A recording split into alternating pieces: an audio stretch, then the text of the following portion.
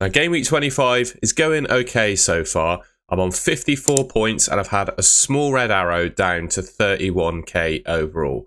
And here are my transfer plans looking ahead to game week 26.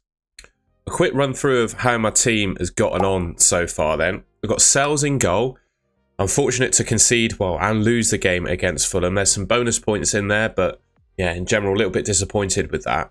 I think Fulham are quite an impressive team at the moment, aren't they? They're, beaten Newcastle at St James's Park, and I've just gotten a win against Nottingham Forest. So yeah, Marco Silva as an assistant manager has done fair bits for owners there. Had Aina as well alongside Sells, who obviously conceded a couple of goals, so we lost a point from him. You know, he's been so good for me this season. I think I'll forgive him for a couple of blanks that he's had in my team so far. Robinson, although Fulham won, they did concede a goal and he didn't get any attacking return, so a blank for him as well. Trent subbed off after 60 minutes, but before Liverpool conceded. So yeah, pretty pleased that I got my clean sheet, whereas owners of the likes of Van Dijk, Konate got subbed off as well, didn't he? But owners of other Liverpool defenders wouldn't have got those points, so there's a little potential boost there for me. Semenyo with an assist and a yellow card against Southampton. You know, glad I kept him, glad I started him. I had a bit of a headache basically as to who I benched between Mbumo, Semenyo and Chris Wood and Gakpo. I went for Gakpo because of his injury doubts. I just thought if he's limping off the pitch and getting subbed, he probably doesn't play the Wolves game and gets limited minutes in the second one. And so far, at least, that decision has come to fruition and worked out. Both Palmer and Rodgers have blanked for me. You know, don't think I'm going to sell Palmer. We'll talk about him in a second, though. But Rodgers could potentially be on the chopping block for me after this double game week, particularly considering he has a blank in 29 as well. Salah is my captain. There's no captain armband there, but he is my captain. A goal, obviously, against Wolves for a 16-pointer, obviously with some bonus in there. And Mbumo didn't do anything, but he kept a clean sheet. Isak, obviously, losing again, did Man City. Losing again to Man City. They got absolutely played off the park by them as well. And Isak put up, barely anything from an attacking perspective in that game. Quite disappointed there because I was saying I actually felt that Man City, just given how they've played defensively so far this season, were actually a team to target. Like, for an attacking player at least, you'd consider, at least from what we've seen so far this season, you'd consider Man City to be a good fixture.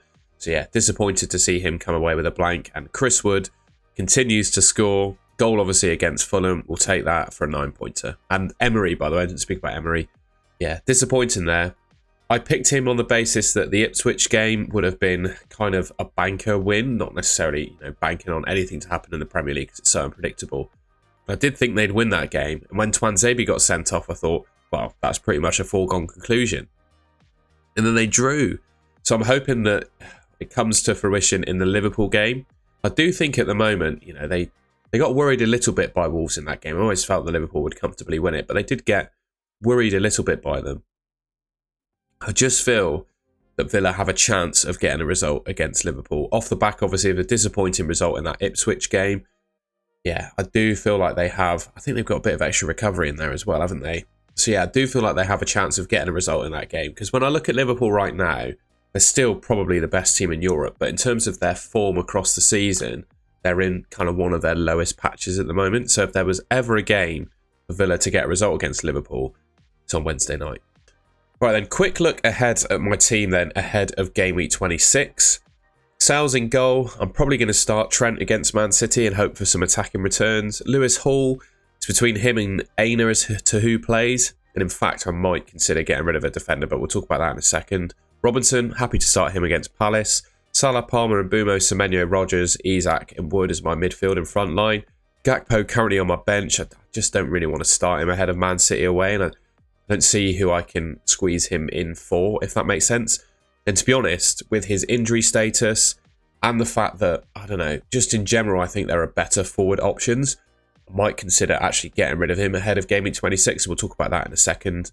Salah, I'm going to captain him against Man City. I always feel like, despite how well or badly Man City have played in the past, Salah always seems to play well and get stuff out of Man City. So I'm happy to captain him in that game. And then Emery as my assistant manager at the moment. Bit of a question potentially as to who I go for. I'm looking at also at the blank and double game weeks ahead. So we've got a blank game week, in game week 29. Aston Villa, Liverpool, Newcastle and Crystal Palace all blank in game week 29. You can see there I'm currently tripled up on Liverpool. I've got 2 Newcastle players and Morgan Rogers. So for me, I think I will slowly sell my Liverpool assets that blank in 29 with a view to wildcard in game week 30 and set myself up for that double game week in game week 32 and a potential double coming in game week 33 as well, and then probably use my free hit to deal with blank game week 34 because it's likely that game week 33 will be a double, causing a blank in 34. So it's kind of a first look at my chip strategy there. I've delayed talking about it because I just wanted things to play out and understand when blanking double game weeks fall. And now we've got that information, I think I can be a bit more clear and secure in my chip strategy. So that's chip strategy. Next up, I wanted to talk about assistant managers. Now, there's 2 ways I think I'm going to play it ahead of game week 26. First one is to target the games that I think are most likely to end in a win, for a team to get a win, right? And second, I will target my most likely view of who could get table bonus. So I've got here a view of all of the fixtures and then the league table. And I've got a few potential opportunities where I think table bonus could come in. So I think Crystal Palace away at Fulham is an opportunity. Crystal Palace being exactly, I think, 5 places below Fulham at the moment. Although with the form that Fulham are in at the moment, I'm not massively backing Crystal Palace to win, but they could, I guess, get a draw in that game, something like that. Ipswich are now 5 places below Spurs, given Spurs beat Man United. So there's potential table bonus there for Ipswich. And to be honest, given the inconsistencies of Spurs, there could be some results. Well, there could be a result there for Kieran McKenna. You got Southampton at home to Brighton. To some people, this might sound absolutely mental, and that's completely fine. But I just have a view on Brighton that, on their day, they have the ability to beat genuinely absolutely everyone. But on their bad days, they can lose substantially to absolutely anyone as well. So, if it's a day where Brighton are not at it, Southampton could win that game, I guess. And then also maybe using it on Wolves as well against Bournemouth and hoping that just with Cunha, and they do look a little bit better to Wolves under their new manager, with a view that they could scrape a draw in that game. Or I think probably go for Arteta. Him against West Ham, that's probably the most likely win of the week in my mind. Man City, Liverpool, I could see that going either way. Newcastle, Forest, I could also see that going either way. Aston Villa, Chelsea, actually keeping hold of Unai Emery wouldn't be the worst thing in the world. There's no table bonus on offer there. But, they could get a result out of Chelsea. Probably worth using a transfer though, and it's probably between, for me at the moment, Glasner or Arteta. Those are the 2 that I'm considering. I've also just got some expected points data here for assistant managers too. That kind of backs up a couple of my views on points chasing in terms of the Southampton manager and Arteta.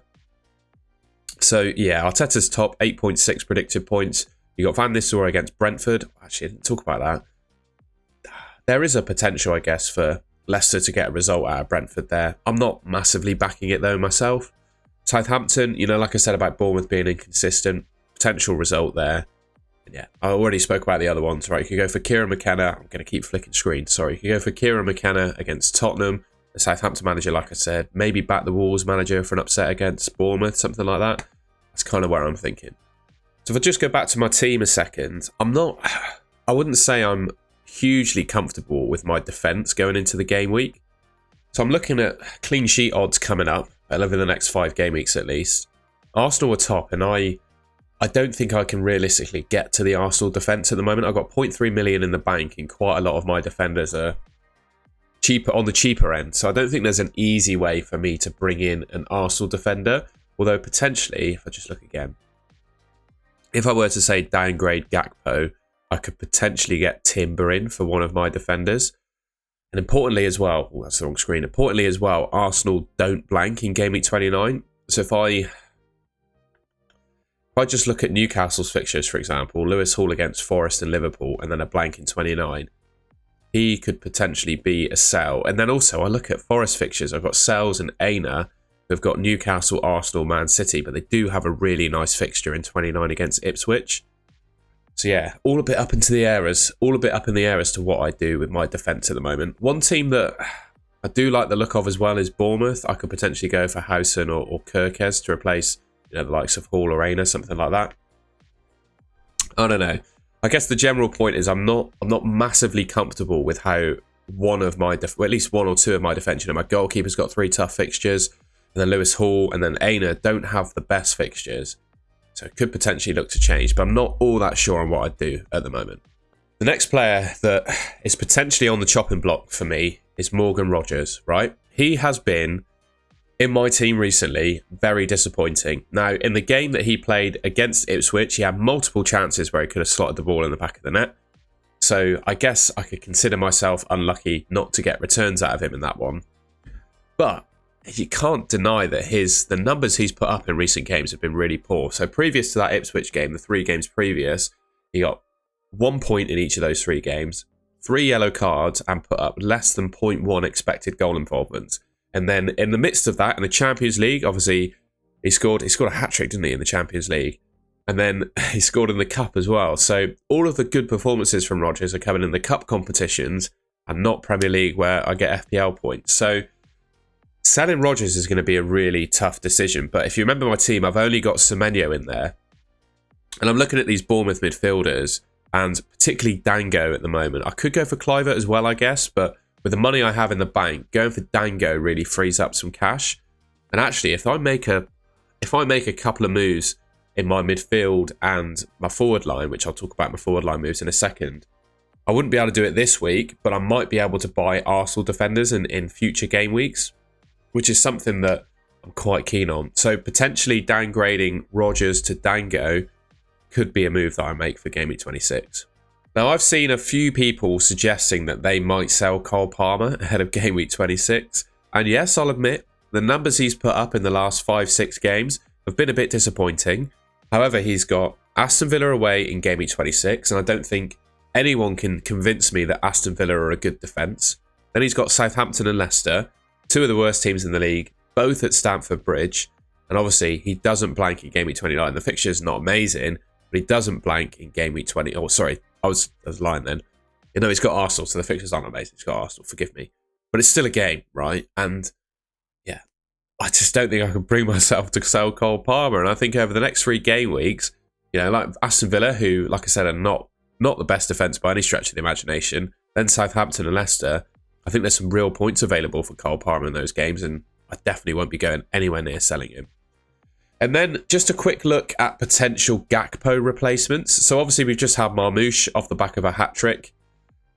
He does look really good. Scoring a hat-trick against Newcastle's no mean feat as well. And I think Haaland's probably fit, but off the back of the hat-trick, I think he's probably pushing himself into the first team of Man City. Certainly, I think his minutes are going to be good. I don't really rate his fixtures over the next 3. I think Liverpool at home's obviously a tough fixture. Spurs away, if they have Van de Ven and Romero back by that time, I think that's actually a tough fixture. Then Nottingham Forest away, that's 3 relatively tough games. But after that, they start to look really good. So he's got Brighton in 29, Leicester in 30, Man United 31, Palace 32, Everton 33, Villa 34. So that run from 29 onwards is really good, and I think he could potentially become an option then. But for me, I know he scored a hat-trick, great, but he scored that hat-trick from 0.59 XG, so it is a bit of an overperformance, although they were pretty good finishes, I guess. I just think it's a little bit too early, particularly considering those fixtures, for me to go for Marmoush. The one transfer that I'm really considering, though, is swapping Gakpo for Cunha. I look at the fixtures that Cunha has, and I've just kind of suggested I'm going to maybe bring in a Bournemouth defender, which I think the logic is dead on that if I look to bring in Cunha instead. But I think the fixtures are pretty good for Wolves. I think they have one of the best runs, if not the best run of any team in terms of fixture difficulty right up until the end of the season now. They got Bournemouth, Fulham, Everton, Southampton, West Ham in the next 5. And, well, the guy is just absolutely mega, isn't he? He's by far and away Wolves' best player. I'm pretty sure, well, I was going to say, I think Sarabia and Hwang are named as the 2 Wolves penalty takers. But I think if Wolves got a penalty now, Cunha would be the one to step up and take it. The one thing that is a little bit alarming for me about him, and I take on board the fact that we've got Chris Wood, who is another player consistently outperforming his XG by being such an elite finisher. Cunha is doing the same. I think it's only 24 games this season, but I think it's a big enough track record where we can consider the guy just an absolutely elite finisher. And that's why he's outperforming his stats rather than, you know, it just being a bit of luck. So he's got 12 goals from 5.25 XG. But if you ever see him play, you just know the guy is just absolutely lethal with his shooting. So I'm not letting that put me off. The fixtures that Wolves have are really good. And I've got Cody Gakpo, who blanks in Gameweek 29. He's got Man City, Newcastle in his next two. I'm not massive on Gakpo. And he's injured. And there are so many Liverpool attacking options that his minutes are probably going to be shared when he does return from injury. So I think potentially replacing Gakpo with Cunha. And I put that probably as my most likely transfer. But if I do that, I then end up with a rather large benching headache. Because if I've got Cunha in this team, I probably have to start him, which means benching Rodgers or whoever I replace him with, which could be Dango. Well, I guess it means I don't have to replace him if I make that transfer. It does give me a bit of a benching headache. So yeah, I've just got that in mind if I do bring Cunha in. All right, well, that's the end of the video. I hope you enjoyed it. Found it useful just getting an earful of my ramblings of my plans with my FPL team. Yeah, that's what these transfer plans videos are all about. I'd say this as well. I'm not getting massively carried away with my rank. I know 31k overall is a good place to be this season, but I promise you I'm staying humble about it. It just helps with, you know, clicks on the video, and people are probably more interested to see someone's teams who is in the top 100k, right? So that's why I'm sharing my rank. I'm not getting carried away. I know as quickly as that rank can be gained, it can be lost. So I'm being very careful not to get carried away with things. Just thought I'd put that caveat in there. If you enjoyed the video, please leave me a like rating. Let me know in the comments if there's any other changes you'd make to my team that I haven't already mentioned. If you haven't already, please subscribe to the Golden Goal channel. It should be just about there on your screen. And that just leaves me to say thank you very much for watching, and I'll catch you in my next video.